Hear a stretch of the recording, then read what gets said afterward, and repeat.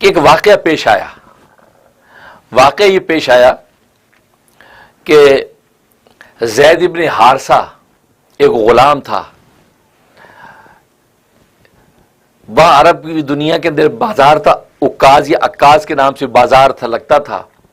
تو سوق عکاز کے اندر یہ غلام فروخت ہو رہا تھا، یہ زید بن حارثہ بچہ. رسول اللہ صلی اللہ علیہ وسلم دیکھا تو آپ کو پیارا لگا، آپ نے غلام خرید لیا اور خرید کے اس کو آزاد کر دیا اور اپنی پرورشی میں رکھا. آپ نے اس زید بن حارثہ کی پرورش کی. اب آپ اندازہ کیجئے کہ یہ وہ بچہ، سیانہ بچہ جس کی پرورش رسول اللہ کر رہے ہیں. لہٰذا اس کی پرورش کیسی ہوئی ہوگی کہ اللہ نے، یہ واحد صحابی ہے جس کا نام قرآن میں نقل فرمایا ہے. کسی صحابی کا نام قرآن میں نہیں آیا. یہ واحد صحابی ہے زید جن کا نام قرآن میں آیا، کیونکہ رسول اللہ صلی اللہ علیہ وسلم کا بیٹا بنا. آپ نے اس کو متبنہ بنا لیا، اڈاپٹیڈ سن جیسے بنا لیتے، متبنہ بنا لیا.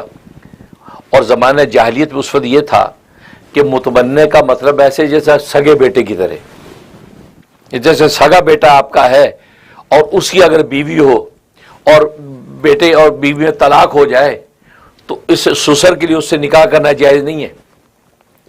تو بالکل اسی طریقے سے جو متبنہ ہوتا تھا، لے پالک ہوتا تھا، اس کی بیوی کے ساتھ بھی زمانہ جاہلیت میں یہ دستور تھا کہ اس کی بیوی سے بھی نکاح نہیں کرتے تھے.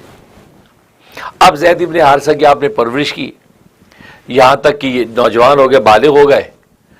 تو آپ نے سوچا کہ میرا بیٹا ہے، لہذا اپنے خاندان میں شادی کر دوں.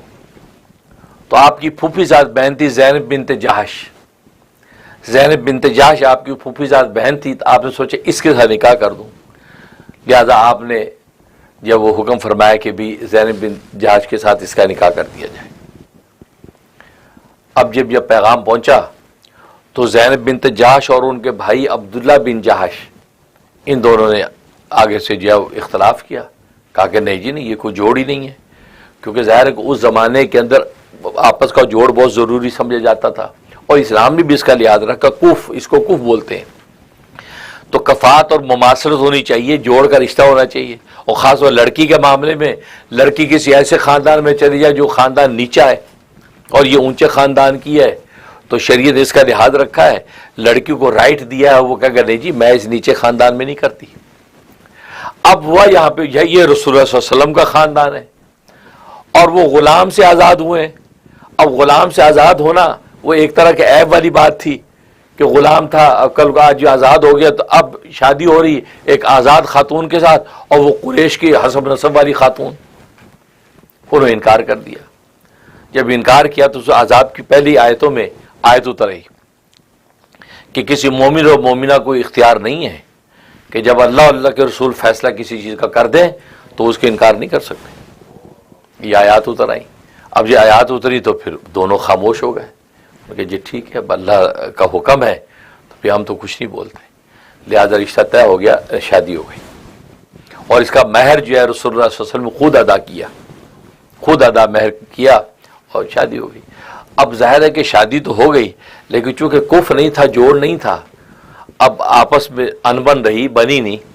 اب وہ آزاد کردہ غلام ہے اور یہ جو ہے وہ حسب نسب والی خاتون ہے، رسول اللہ صلی اللہ علیہ وسلم کے خاندان کی پھوپھی زاد بہن ہے آپ کی، اور حسین و جمیل خوبصورت خاتون تھی، بڑی وجاہت والی. اب آپس میں انبن، یہاں تک کہ خوب انبن رہی. رسول اللہ صلی اللہ علیہ وسلم کو بھی اطلاعات پہنچتی رہتی کہ بات بن نہیں رہی. خود حضرت زید بھی آ کے شکایت کرتے آپ کو، آپ صلی اللہ علیہ وسلم سمجھاتے کہ نہیں بھائی چلتے رہو. ادھر نبی کریم صلی اللہ علیہ وسلم کو وحی آ گئی کہ زید طلاق دے دیں گے زینب کو، اور اس زینب جو آپ کے نکاح میں آئے گی. ادھر آپ کو یہ وحی کے ذریعے اطلاع ہو گئی. اور جب یہ اطلاع ہو گئی، اب آپ نے سوچا کہ یہ تو میرے لے پالے کی بیوی ہے، متبنہ کی بیوی ہے، میں اس سے نکاح کروں گا تو واویلا ہو جائے گا مشرکین مکہ میں، یہ ہنگامہ کے برپا ہو جائے گا، یہ کیا بیٹے کی بیوی سے شادی کر لی. اب آپ بڑے حیران کہ اللہ تبارک و تعالیٰ کا یہ امر ہے، یہ منشا ہے. ادھر کیا ہوا کہ 2-4 دن کے بعد حضرت زید آ گئے. انہوں نے آ کے کہا جی یا رسول اللہ بات بن نہیں رہی، لہذا سلسلہ چل نہیں رہا، تو میں زینب کو طلاق دینا چاہتا ہوں. وہ جو اللہ نے پہلی اطلاع کر دی تھی کہ یہ طلاق دے گا. اور ادھر یہ بھی بتا دیا تھا اللہ نے کہ آپ کا نکاح ہوگا اس سے۔ اب آپ صلی اللہ علیہ وسلم نے لحاظ و مربت کے طور پہ اسے کہا کہ نہیں بھائی ایسا نہیں کرو، طلاق نہیں دو، تم جو ہے نا وہ قائم رہو اپنے اس کے اوپر، کوئی کوشش کرو، صبر کرو، تحمل سے چلاؤ ہے۔ حالانکہ اللہ بتا چکا ہے کہ طلاق ہوگی اور آپ کا نکاح ہوگا، آپ نے اس کے باوجود بھی اس بات کو چھپایا اور ذرا نصیحتیں اس کو کی کہ یار کوشش کرو گھر چل جائے۔ اللہ کو یہ بات بھی بری لگی کہ جب میں نے بتا دیا آپ کو کہ یہ طلاق دے گا اور آپ کا نکاح ہونا ہے، آپ پھر کس کا لحاظ کر رہے ہیں؟ آپ کس بات سے آپ اس بات سے ڈر رہے ہیں کہ معاشرہ کیا کہے گا؟ اس معاشرے سے نہ ڈرے، مجھ سے ڈرے۔ ساری آیات آ گئی۔ ہاں تم لوگوں سے ڈرو، تخشى الناس، لوگوں سے نہیں، واللہ احق ان تخشاؤ، اللہ زیادہ حقدار ہے، اللہ سے ڈرو۔ جب اللہ نے آپ کو بتا دیا یہ ہونا ہے تو نبی کی شان نہیں ہے کہ مربت لحاظ میں بھی اب وہ نصیحت کرے ان کو، کیونکہ یہ بات تو اوپری اوپری ہوئی، حقیقی تو نہ ہوئی، اور نبی کی شان نہیں اوپری باتیں کرے، حقیقی بات تو آپ کو پتہ لگ گئی تھی۔ واللہ مبدیہ، قرآن نے کہا اللہ آگے اس کو ظاہر کرنے والا ہے اور آپ اس کو چھپا رہے ہیں۔ یہ تنبیہ بھی کی، لیکن سارا عتاب محبت اور پیار کا ڈانٹ، پیار کی ڈانٹ ہے۔ تو بس آپ کہیں گے ٹھیک ہے نہیں بنتی، کیونکہ آپ کو میں بتا جو چکا ہوں، یہ سارا پورا قرآن کی آیات میں اس کو ذکر کیا اللہ نے۔ خیر نتیجہ یہ ہے کہ طلاق کا فیصلہ ہو گیا، تو طلاق دے دی انہوں نے، زید بن حارثہ نے۔ جب طلاق دے دی تو قرآن کریم میں اللہ نے کہہ دیا تھا کہ ہم نے تمہارا نکاح زینب سے کر دیا۔ اس لیے حضرت زینب اب دوسرے ازواج مطہرات پر یہ فخر کیا کرتی تھی، کیونکہ زوجناہا کا ہا کی آیت نازل کی کہ ہم نے تمہارا نکاح محمد کے ساتھ کر دیا، زینب کے ساتھ، تو فخر کرتی تھی کہ دیکھو میں تو وہ ہوں، تمہارے نکاح تمہارے ماں باپ نے کیے، میرا نکاح تو اللہ نے کیا ہے، تمہارے نکاح تمہارے ابا نے کیے، میرا نکاح میرے ربا نے کیا ہے۔ تو کہتے وہ فخر کیا کرتی تھی باقیوں کے اوپر، بڑی جب وجاہت والی شان والی خاتون تھی۔ تو اب وہ نکاح، اب جب نکاح کا معاملہ آیا تو آپ سمجھ سکتے کہ زمانہ جاہلیت کا جو دوستوں شور مچ گیا، ہنگامہ برپا ہو گیا، اوہ دیکھو بیٹے کی بیوی سے شادی کر لی۔ اب جب یہ ہنگامہ ہوا اب رسول اللہ صلی اللہ علیہ وسلم بھی حیران کہ یہ کیا ہوا، تو اس پر جو ہے یہ آیات نازل ہوئیں، ما کان محمد ابا احد من رجالکم۔ تم کہتے ہو کہ یہ باپ ہے اس کا، زید کا، یہ کسی کا باپ نہیں ہے، آدمیوں میں سے کسی کے باپ نہیں ہے، بالغ مردوں میں کسی کے باپ ہی نہیں ہے۔ جب کسی کے باپ ہی نہیں ہے تو اس کی پھر مطلقہ شادی کا کیا مطلب ہے؟ لہٰذا اگر کسی کی مطلقہ شادی کر ہی رہے ہیں تو وہ اس کا بیٹا ہی نہیں ہے، تو پھر ہنگامہ کس بات کا کر رہے ہو؟ اللہ نے قرآن میں صاف نفی کر دی، ما کان محمد ابا احد من رجالکم، تمہارے مردوں میں سے کسی کا باپ نہیں ہے۔ لفظ رجالکم کا اضافہ فرمایا ہے، مردوں میں سے، مرد کا مطلب بالغ اولاد، اور اس لیے فرمایا کہ ظاہر ہے کہ آپ کی جو اولاد تو نابالغ تھی، کیونکہ آپ کے چار بیٹے تھے، طیب ہے، طاہر ہے، قاسم ہے، یہ تین بیٹے حضرت خدیجہ الکبریٰ رضی اللہ تعالیٰ کے بطن سے، اور ایک بیٹا ماریہ قبطیہ سے ابراہیم، تو چار تھے۔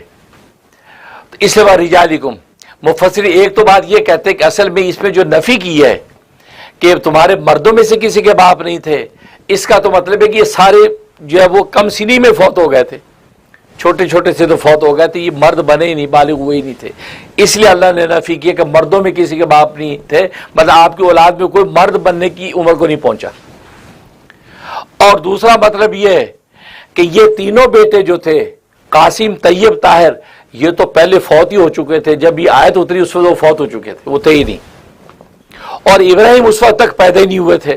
تو اللہ کا یہ کہنا بھی درست ہو گیا، اگر بچے کو بھی رجل میں لائیں تو بھی یہ کہنا درست ہے، کیونکہ بچے تھے ہی نہیں، پہلے تین فوت ہو چکے ہیں اور چوتھا بھی پیدا نہیں ہوا تھا، تو لہٰذا قرآن کا کہنا صحیح ہوا کہ تمہارے مردوں میں یعنی مذکر اولاد میں سے کسی کے باپ نہیں ہے، تو کہنا درست۔ تو اللہ نے یہ نفی کر دی کہ یہ تمہارا باپ نہیں ہے۔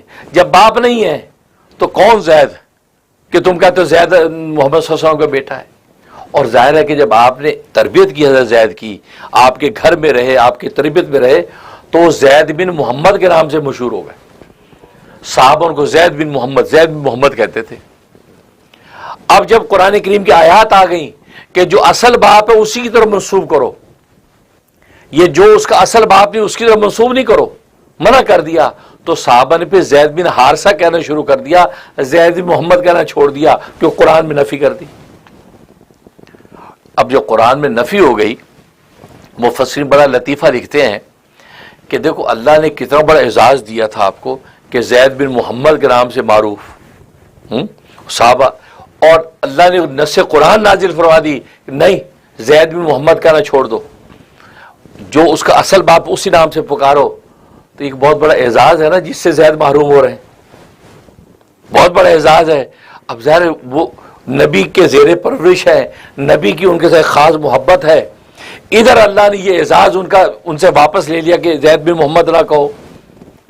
اب ظاہر ان کے دل پہ تو چوٹ لگی ہوگی نا، پر اس چوٹ پر برہم رکھنے کے لیے اللہ نے ان کا نام قرآن میں نازل کر دی. قرآن میں نام کا اس لیے نازل کیا کہ ادھر سے اتنا بڑا اعزاز چھینا. کیوں؟ اس لیے کہ رسم جاہلیت کو اللہ نے چونکہ توڑنا تھا، لہذا یہ کرنا ہی تھا. اب ظاہر ان کی دل جوئی کے لیے کیا کریں، تو اللہ تبارک و تعالی اس کی دل جوئی کا نتیجہ یہ ہوا کہ اللہ نے ان کا نام قرآن میں نازل فرما دیا. اس سے ان کی بڑی دل جوئی ٹھنڈک ہوئی کہ میرا نام قیامت تک قرآن میں رہے گا. اور یہ واحد صحابی ہیں جن کا نام قرآن میں زید. اس میں علماء فرماتے ہیں کہ یہ واحد نام ہے کہ جس کو تلاوت کرنے پہ نیکیاں ملتی ہیں، اور 30 نیکیاں تو کہیں گئی نہیں. زا، یا اور دال، ایک حرف پر 10 نیکیاں، زا پر 10 نیکیاں، یا پر 10 نیکیاں اور دال پر 30 نیکیاں. اور حکیم علوم تھانوی رحمۃ اللہ جو دوسری روایت نقل فرماتے ہیں کہ فرمایا کہ وہ اس پورے کو اگر زا کو پڑھے، زا ہے، زا اور علی پہ کتنی نیکیاں؟ زا پہ 10، علی پہ 10، پھر اس کے یا اور علی پہ 20، پھر دال اس پہ کتنی؟ 30 نیکیاں. دال الف لام کتنی ہو گئی؟ 70 نیکیاں. تو زید کی تلاوت پر 70 نیکیاں جو ہے اللہ تبارک و تعالی جو ہے وہ عطا فرما دیتے ہیں. یعنی ایسا بابرکت نام، اور قیامت تک اس کی تلاوت ہو رہی ہے. اس لیے اللہ تبارک و تعالی ان کی دل جوئی کے لیے قرآن کے اندر یہ جب وہ نام نازل کر دیا، کیونکہ ان کو ایک بہت بڑے اعزاز سے جو محروم کیا گیا کہ زید بن محمد کی نسبت کاٹی گئی. تو زمانہ جاہلیت کے اندر جو شور میچا، تو اس پر یہ اللہ تبارک و تعالی آیات نازل کر دی، ما کان محمد ابا احد من رجالکم، تمہارے مردوں میں سے کسی کے وہ باپ ہی نہیں ہے. جب باپ نہیں ہے تو پھر کس کی بیوی، کس کا بیٹا؟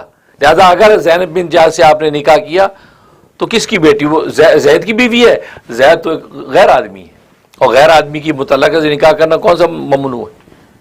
تو یہ، اور ظاہر ہے کہ اللہ تبارک و تعالی یہ رسم توڑنی تھی، اور یہ صرف اقوال اور تبلیغ تک نہیں ٹوٹنی تھی، عملی مظاہرہ بھی ضروری تھا. اور یہ عملی مظاہرہ نبی کے ذریعے سے اللہ تبارک و تعالی کر کے دکھا دیا اور اس رسم کو توڑ دیا. یہ آیت نازل ہوئی.